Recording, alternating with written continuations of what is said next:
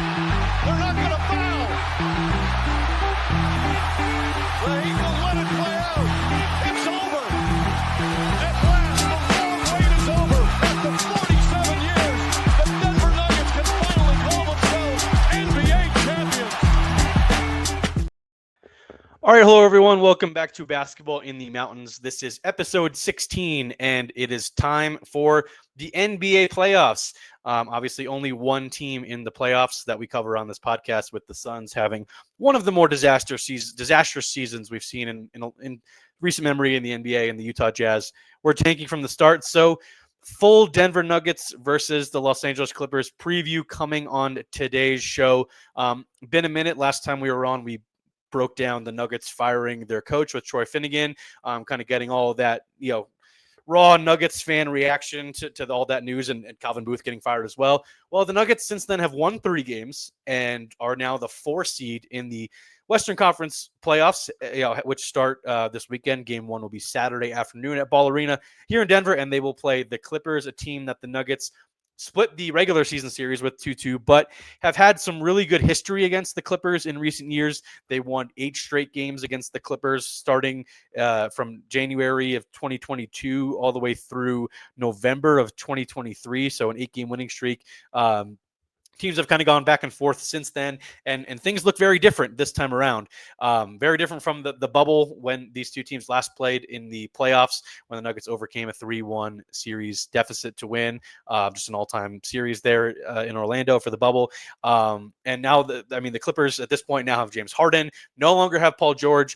Kawhi Leonard is playing at a different level than I feel like we've seen in recent years with the Clippers. Ivica Zubac is really stepped up. Norm Powell's had a great season, and the side characters as well for the Clippers have changed and kind of give them a unique and deep lineup going into the series. And I think it'll be a really fascinating matchup. And to preview this series between the Nuggets and the Clippers, I'm going to have a pair of guests on today. But 2 of my colleagues from the Denver Gazette. First, Chris Schmaedeke is going to join us in a minute, but we've got Vinny Benedetto here right away. Vinny, how are you doing? How is the nothing really going on the last week and a half for you, I guess, as an NBA beat writer? No, pretty easy. Nah, nothing. Just a regular few days. Certainly got a ton of rest between Sunday's regular season finale, when we were all watching the end of that Clippers-Warriors game to figure out who the Nuggets are going to play, right into Monday's press conference with Josh Kroenke. And so I had Tuesday off, and then it was right back to practice and preparation. So busy time for all of us around here. Yeah, I was on a flight back to Denver from St. Louis, where I was covering the DU at the Frozen Four last week, and I was kind of keeping an eye. It was a Frontier flight, so obviously I didn't have Wi-Fi, so I was anxiously waiting to see what the score would be when I finally touched back down in Denver. That, and following the Masters Sunday, which the final round, which was epic as well. But we're here to talk hoops. That 3-game winning streak at the end of the regular season there, Vinny. How encouraged were you by the Nuggets being able to win all 3 of those games? 2 of which were, well, I guess technically 3 of which were against playoff teams / play-in teams. But two of the teams, or one of the teams, is already out with Sacramento. But what was the biggest thing that stuck out to you with David Adelman just kind of getting this group across the finish line and kind of keeping them out of the play-in, really? Yeah, I think he took a pretty significant gamble in just kind of his approach. And part of it was part of his strategy has been to decrease Nikola Jokic's touches or decrease the offense's reliance on him, which I think has worked out quite well. And I think it's going to be something that is important to kind of see how that trend continues against the Clippers, because there are times where he is just asked to do so much offensively for this team that it feels like he's that further limits what he can do on the other end. And this is a series where I feel like he can't just sit and drop coverage in the pick and roll stuff and hang around the rim. They're going to need him to be active on both ends. So I think Adelman's adjustment to kind of lighten his offensive load was brave, and I think it's worked out pretty well.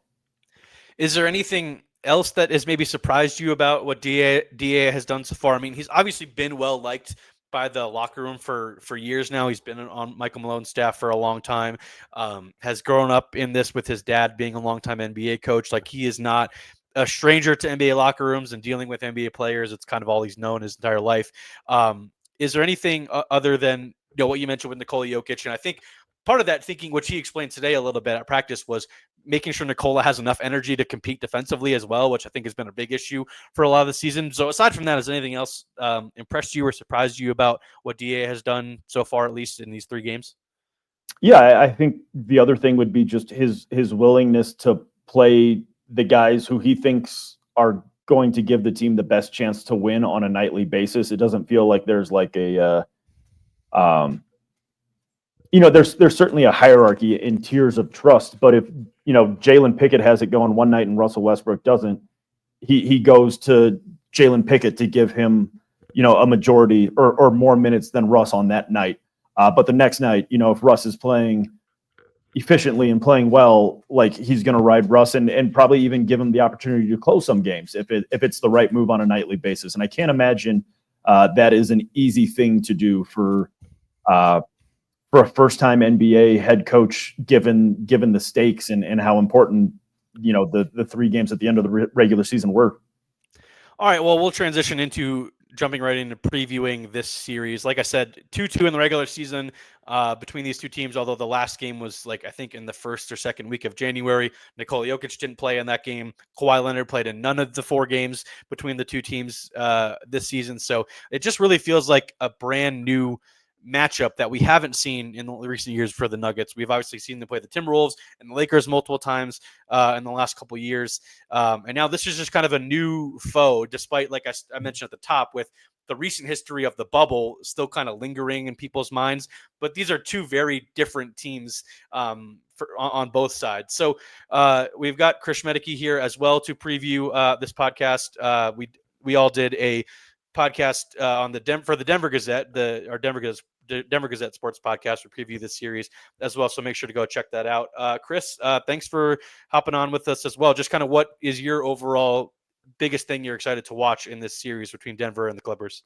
Real quick, you mentioned that 2020 series. I wrote a little thing for the Denver Gazette about that bubble series. What an insane, I know that was, no fans, what an insane series that was. So if anyone wants to go back and look at that, for sure, go ahead. I'm not sure what you guys talked about already, but I am really excited for the Aaron Gordon-Kawhi Leonard matchup in this series. I just think the Nuggets traded for Aaron Gordon all those years ago because they wanted him to guard Kawhi Leonard. And then we had the one magical game that we've talked about and Zach Lowe talks about all the time, where the Nuggets looked like they were going to win the title, and then everything fell apart. But they did win the title at some point. But I just cannot wait to see if AG can keep up with Kawhi Leonard, because I love Kawhi Leonard. I think he's just so entertaining and so just good at everything on the basketball court. I can't wait to see how the Nuggets try to slow him down.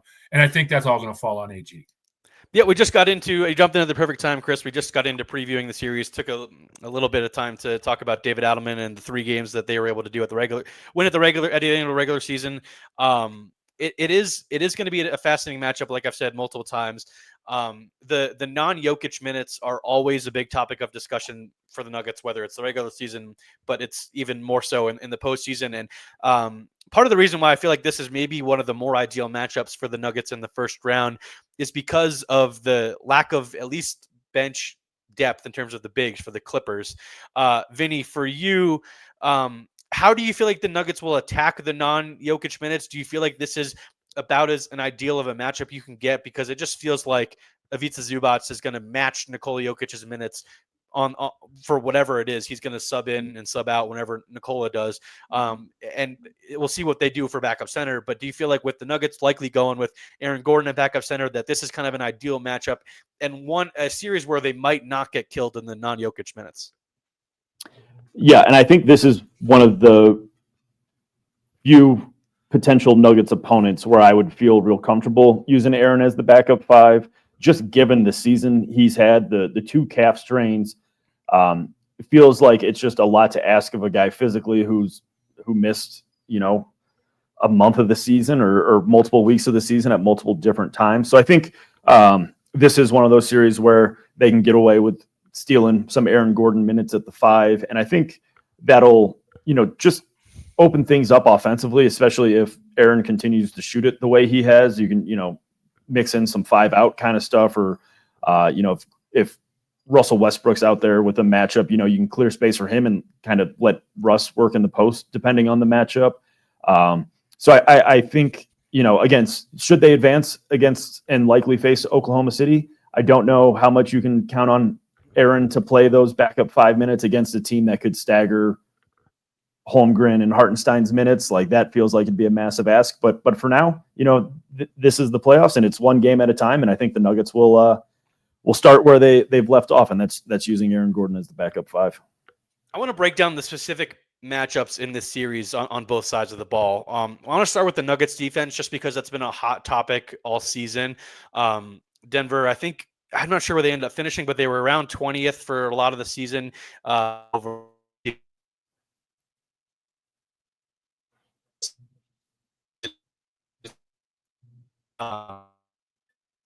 First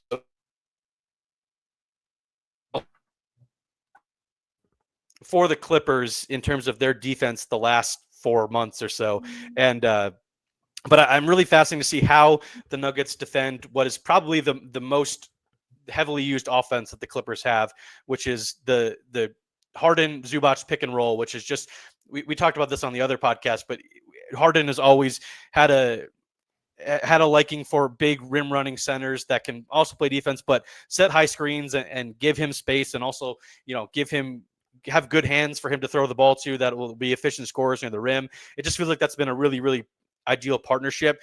It feels like Christian Brown will be the guy on James Harden almost exclusively while he's out there. Obviously, Nikola is going to be up against Zubac. I mean, Chris, with this Nuggets defense this season and how bad it's been, I mean, how concerned are you for them guarding this Harden Zubac pick and roll, or are there other aspects of the Clippers offense that maybe you're more worried about? Or is it just come down to this Harden Zubac pick and roll that they're going to have to deal with for a lot of the game?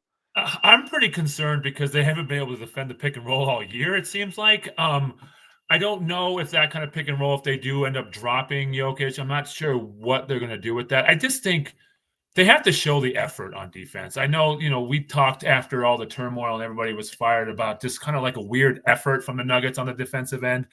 They have to bring it in the playoffs, and they won a title that way. And I think this series is going to be that too. I mean, and I think they can't get frustrated on the defensive end with Harden foul calls or Kawhi foul calls. Hopefully they kind of let the guys play, but it just depends on what kind of crew you're going to get. I mean, I think if the Nuggets want any success in the playoffs, it's going to have to start on the defensive end, because we know that they can score. And obviously we talked about, Chris, you mentioned earlier Kawhi and the Aaron Gordon matchup, which I'm also fascinated for, just because, like you said, Aaron Gordon was acquired by the Nuggets to specifically guard Kawhi Leonard. Like, that's no secret. And we're finally getting to see that about 4 years later. But Vinny, I wanted to ask you about Norm Powell, who's had a fantastic season. It's really become like a big four for the Clippers when you include Kawhi, Harden, Zoo, and Norm Powell. If you look at 4-man lineups that have played at least 500 minutes together this season, the Harden, Kawhi, Powell, Zubac lineup is third in the NBA in net rating, behind obviously 2 Oklahoma City lineups. I don't think that's much of a surprise. Right behind that, though, is 2 Denver Nuggets lineups with Nikola, AG, and CB, one with Murray, one with MPJ. But that Clippers core 4 has been really good. And I think Norm Powell is going to be an interesting guy to see how Denver guards him this season, just because they don't have in that starting lineup a ton of guys that they only have so many guys to guard the Kawhis and the Hardens and the Zubacs. And it feels like that might be Jamal Murray, who is tasked with Norm Powell. I'm just interested to see how you think that matchup could go. Just given Jamal's health in recent weeks, it seems like he's on the way back and has looked good in the few regular season games he played at the end there. How interested are you in that matchup and seeing if Norm Powell can take advantage of Jamal's? He's always been a guy that's upped his intensity in the postseason defensively. I'm just curious if you think that's a matchup that the Clippers can exploit with Powell there. Yeah, I think they can, especially if Jamal is not 100%. And I don't know how many people think he's 100% or close to it. So yeah, that's certainly going to be an issue. And I think Norm is a guy who is like really benefited from Kawhi not being there for the first half of the season, where he got to explore more of his game and have a larger role. And now I think it's pretty admirable how he's kind of been able to, I mean, he's still, to your point, he's part of the big four, but he's had to like scale back some of his game or like pick his spots a little bit more intentionally than he had to previously. But he's one of those guys where you watch him and you watch him and you watch it takes a lot of watching him, I think, to fully appreciate how good he is. You know, I would like Desmond Bane, I think, is like this too, where it's just like you look at him and it's just like, okay, he's not super big. He's not incredibly athletic. He's just like super solid and, you know, tends to make the right play, knock down the open shot. If Jamal is, laboring a bit, it feels like that could be a matchup the Clippers could look to and not even have to do the whole like hunting switches things. It could be like, this is just how we're starting possessions. So I think this is going to be a massive series for Jamal and his health and just his involvement level defensively. As intricate as the matchups are going to be and how Denver defends all of the really elite offensive players that the Clippers have, Chris, is this just going to come down to how many open threes Derrick Jones Jr. and Chris Dunn make? It's possible. I mean, we talked about it on the Gazette podcast that like the Nuggets are going to have to leave somebody open because they're going to collapse on Harden, or they're going to collapse on Kawhi, or they're going to even, I don't know if they maybe throw a double team at Zoo. I don't know if that's in the cards or not. It's crazy to think that we're talking about Zubac this way, but he has just been unbelievable this season. And like, he is a part of a big four, which is a whole nother conversation. But yeah, I remember, when the Nuggets beat the Suns on the way to the title, I remember they would just leave guys like Landry Shamet open and guys like that and Campaign and all those guys. And just, you have to live with letting those guys shoot threes. And I think Christian Brown and AG are going to be that way for the Nuggets. I think the Clippers are going to leave them open. Yeah, that's a good transition to the flip side, talking about how the Nuggets are going to attack the Clippers. I mean, the Nuggets obviously have been one of the best offenses in the league this season. Nikola Jokic is obviously a big part of that. I think they're third in offense since January 1st, right behind the Thunder and the Cavs. So it'll be fascinating to see how the Nuggets attack a guy like Zubac, who, I said this on the other podcast, but is one of the guys, I think, one of the very few guys across the league where an opposing defense can just stick their center on an island and feel kind of okay about how he's going to attack or defend Jokic. He's a guy that doesn't foul a ton. It just overall really improved his rim protection numbers all season long and is probably an all-defense candidate for sure. He's definitely an all-NBA candidate too, like you mentioned, Chris. He's just had an overall outstanding season. Vinny, I'm just curious for you, how much of an impact, or not how much of an impact, but how big of an impact does Nikola Jokic need to have in this series? Or is it more about him getting the other guys involved and trying to catch James Harden or Norm Powell napping on defense, which we've seen them do many times throughout their careers? Like, is this a big Christian Brown cutting series or a Michael Porter Jr. cutting series? Like, how do you feel like the Nuggets can use the other aspects of Clippers defense to their detriment, with Nikola Jokic being the guy at the top operating everything like he usually does? Yeah, and I think one thing that stands out about the Clippers defense is like just how aggressive it is. And I think part of that can be used against you, especially when you have cutters like Christian Brown and Michael Porter. I think Mike said something interesting today. Is like the Clippers don't defend to get stopped; they defend to get steals.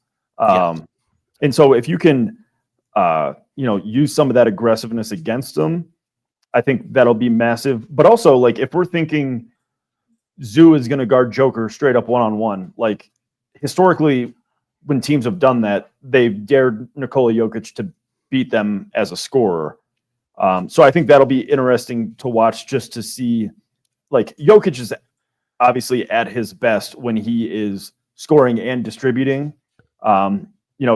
He scored more than 50 or more points twice this season, and the Nuggets lost both those games. So I think there is something to, all right, he can score 50, he can score 55, and we can live with it if the Christian Browns and the MPJs aren't getting easy buckets. So I think ideally for the Nuggets, they've got to get both. If Joker has 30 and 10, 10 being assists, like that. I think that bodes pretty well for Denver's offense. And Chris, I want to ask you about how important the 3-point shooting is going to be for the Nuggets in this series, because we all know their 3-point rate in the regular season, the last couple of seasons, has not been anywhere close to the top teams in the league. It's been towards the bottom, and that's been talked about time and time again. But the kind of counter to that has always been for the Nuggets is they're the best team at scoring in the paint in the NBA, and I think they were again this season. The flip side to that, though, is the Clippers, I think, were top 6 this season in opposing points per game in the paint. Obviously, Zubac has played a big role in that. Chris Dunn, I think, is going to play a big factor in the series with how much he's probably going to be asked to guard Jamal Murray. How important do you feel like Michael Porter Jr. is going to be in the series? Christian Brown is shooting as well. How important do you feel like all of that is going to be for the Nuggets in terms of maybe not relying so much on Nikola going to the basket or all that kind of cutting stuff I mentioned earlier? That I think that's going to play a factor. But do you feel like it could also just come down for the flip side? I mentioned earlier Chris Dunn and Derek Jones Jr. hitting open threes. Could it be a similar thing for the Nuggets with MPJ, who's usually reliable, but also guys like Christian Brown and Peyton Watson or Jalen Pickett, the guys that come off the bench too? And throw Jamal Murray's 3-point shooting in on that, because I think he's going to have looks in the playoffs. Now, we've talked about this. He's a different player in mid-April than he is in mid-January. Like that's yep. So I think that, but I think if MPJ has a series like he had against the Lakers last year, the Nuggets are going to win this series. He hits shots now, but if he has a series like he did against Minnesota, the Nuggets are not going to win this series. And the Clippers do have length to throw at him. We've talked about that with, some of these guys. So, but I mean, MPJ is going to get open shots. And I think if he's hitting them, it's going to be a huge part. The Nuggets are going to need that third wheel if they're getting if Nikola's being Nikola and they're getting playoff Jamal, like Michael Porter Jr.'s got to hit those shots. Christian Brown's got to hit a few threes. And, AG is going to be open in that corner. But we talked about this, like his percentage has been so up and down. And this year it's 43%. Is that what it is? Yeah, 43.6. A year ago, he shot 29%. Right. But during the title run, I remember him hitting some daggers, especially against the Lakers. So he's not afraid to take the big shots, it seems like. So no, he shot 39% in the 2023 playoffs. He shot 40% last year in the playoffs. Like, he's also been a guy that has shot better in the biggest moments too. So, I think these guys are going to – I think the open threes are going to be there, and they're going to have to knock them down. But also, I want to ask you guys, does Christian Brown have a poster dunk in this series? I feel like he's going to try. That's for sure. He's going to try. I think he's good for at least one effort across these games. I really do think and I want to, before we get into predictions and wrap this up, I want to ask you guys to give me each one role player that you think will have a huge series. Now, we'll take out the top 4 for each team. So we'll take out the Kawhi, Harden, Zoo, Powell quartet for LA, and take out MPJ, Nikola, Jamal, and AG for the Nuggets.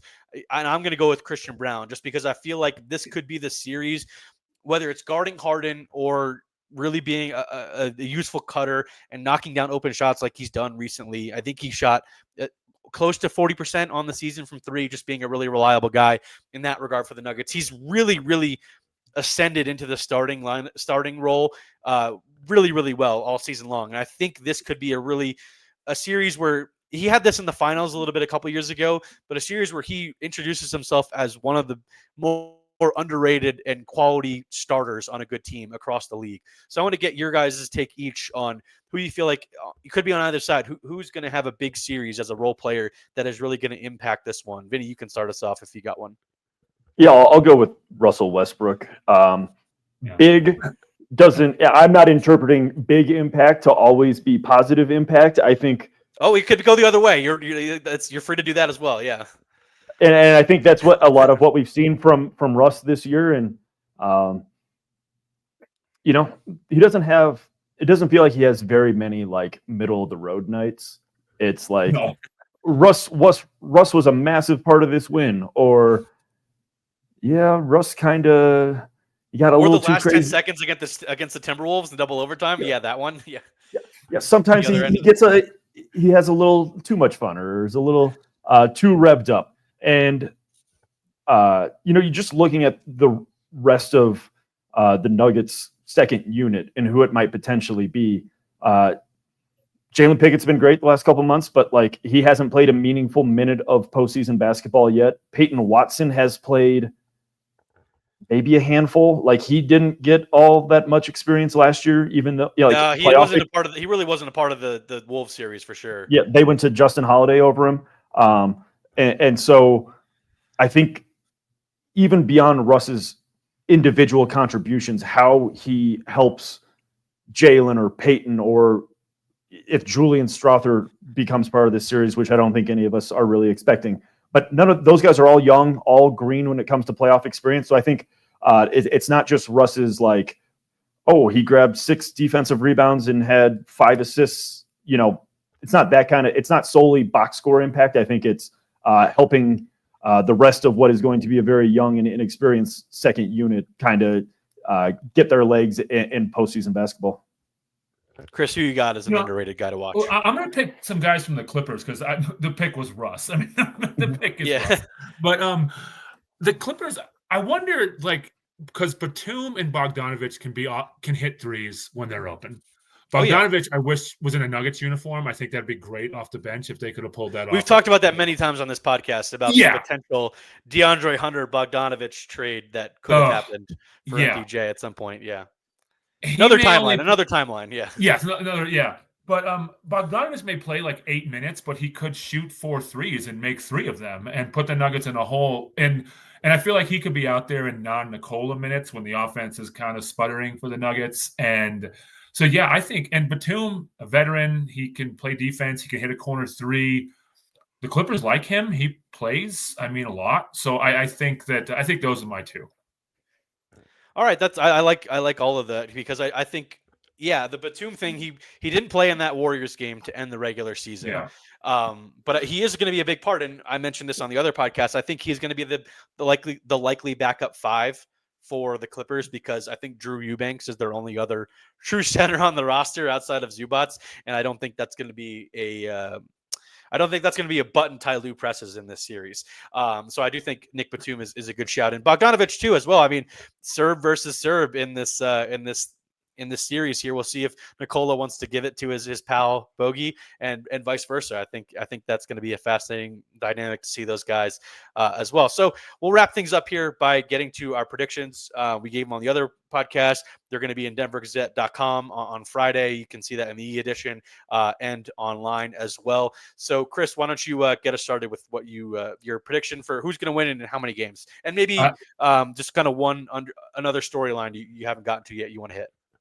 So I went Nuggets in 7. I think that Jokic is going to be Nikola Jokic. I said on another podcast that Jamal Murray is going to be great for 5 games, and he's going to tick off the fan base for 2. And I think the Nuggets will just win at home. I think each team's going to get one on the road. I do think that's where we're headed. And I think if the Clippers come in here and win game 1 on Saturday, there's going to be a lot of worried Nuggets fans I could see, but I do think it ends up being Nuggets in 7 just because Nikola Jokic is the best player in the world, and that means something in the playoffs. Vinny, what do you got? Yeah, I'm sticking with my Nuggets in 6 prediction. I just looking at the Clippers' depth behind Zubac and just the lack of options they have to really defend Nikola Jokic one-on-one or as a team. Really jump out to me. So I just think it's going to be a problem that they don't have a great answer for. And one kind of underrated storyline that I don't think we've touched on across the podcast yet is just like Denver's ability to get out in transition and produce easy points that way because Christian Brown was one of the best transition scorers this year. Easy points in the playoffs are super important, especially against a defense of the Clippers caliber. So the more often, even off of makes, I think it'd be important to see Joker grab the ball out of the net and throw some of those touchdown passes just to steal some points because, the Clippers certainly have the ability to make life tough in the half court, but I still think the Nuggets have the best player in the series. So I'm sticking with Nuggets in 6. Yeah, that's a great point. Like the Nuggets or the Clippers, are going to try to play at a really, really slow pace. That's just what Harden's done his entire career. Like there's going to be possessions where he's bringing the ball up crossing half court with 17 seconds left on the shot clock. That's just how he's going to operate. They're going to want to slow the game down. And like you said, their half court defense is elite. And I think that's going to be the case throughout the series. I also have Nuggets in 7. I think this is going to be a really drag out, down to the wire series. And I just trust the Nuggets late game execution over the Clippers. Kawhi Leonard has hit some of the most memorable shots in NBA history. Late in games, maybe one of the top 5 most clutch shots in NBA history, regrettably. But Jamal Murray has hit some too. And I think the Nuggets are just going to have a little bit more late game execution, despite how well coached the Clippers are and the experience they have. I think it's going to be, I do think the Clippers could easily win game 1, Chris, like you said. I would not be surprised if that's the case. I do think we're going to be 2-2 coming back to Denver for game 5. And I wouldn't even be surprised if the Clippers win game 5 and the Nuggets steal game 6 and 7 to kind of I do think it's going to be a wild, pretty crazy series. I think there's going to be some unexpected twists and turns throughout, whether that's injuries to guys or just general health stuff that we tend to see with some of the big names in the series. I think it'll be really fascinating. So we all got the Nuggets in this one, but if the Nuggets are able to get past this series, get past the Clippers and move on, it might be a little bit tougher in round 2 for what's going to be on the other side after like I said, I think it's going to be a really, really long series. So appreciate you both coming on to preview this series. Vinny, enjoy the Intuit Dome. It looks, I'm not sure if you didn't go there all this regular season, did you? That looks awesome. I think of the 4 Nuggets Clippers games, I think only one was at the Intuit Dome because the 4th one was one of the additional games after the play-in. Oh yeah, or after the in-season tournament. Yes, additional games. So I think the Nuggets kind of got a break there. But yeah, no, I've not been to the Intuit Dome. It is, low-key one of the things I'm looking forward to. Maybe high-key one of the things I'm looking forward to. Absolutely, This series is just experiencing it. All right. Well, once you get to go to L.A., maybe after game 4, we'll get your take on the toilet situation at Intuit Dome and the wall, as they call it, wall. all everything. And what's the name of the condor that's their mascot? I want to hear all of the takes from the Intuit Dome. Steve Ballmer, just how close you're sitting to him, or kind of his visceral reactions to many things in games 3 and 4. So a lot to we'll do that before game 5. We'll get back together and we'll get Vinny's take on Inglewood and the Intuit Dome. So appreciate you both coming on here. There? Oh yeah, that's always a good question. Yeah, I'm always curious about that. The what situation? The press row situation. Where your seat it's going to be. I'll have to report back after game 3 and 4. That'll be a thrilling podcast. We talk about all right. Well, that'll do it from this episode of Basketball in the Mountains. Thanks again to Vinny and Chris for coming on. We will be back probably after game 2 of the series early next week, between either Tuesday or Wednesday. We've got game 1 on Saturday. Like I said, game 2 will be, I think, 8:00 on Monday evening here in Denver. And then they head to L.A. for games 3 and 4 at the Intuit Dome. Like I said, we'll be back in between games 2 and 3 to kind of give a take on what we've seen so far and kind of where we go. We'll see who pops on for that episode, but really looking forward to this, and probably be back at sometime soon, maybe next week, getting back to some college basketball, recapping some of the portal stuff now that's starting to take shape across the landscape. Colorado State and Colorado have gotten some additions now. Arizona State as well, Utah, BYU, all the teams that we talk about on this podcast are making headway and putting their rosters together for next season. So we'll slowly start rolling out some episodes with guests, recapping some of those seasons, and as well as looking at the offseason so far in college basketball. And then obviously as well, we'll get to talking about the Suns and the Jazz as they approach very long and different off seasons. The NBA draft is rapidly approaching as well, which will be all covering fully on this podcast, with the Jazz in prime position to get a top pick after their hard work of losing a lot of games this basketball season. So thanks again to Vinny and Chris, my colleagues from the Denver to preview this this Nuggets Clippers series. We'll see if we get a Lakers Nuggets rematch part 3 at some point in this playoffs. But so thanks again, everybody, for listening. Make sure to go rate, review, subscribe on Apple, Spotify, wherever you get your podcast, or if you prefer to watch on YouTube as well. All of that is super appreciated. Make sure to like, review, subscribe, leave a comment, whatever you feel like doing. All of it is super appreciated. So thanks everybody for listening, and enjoy the weekend of basketball.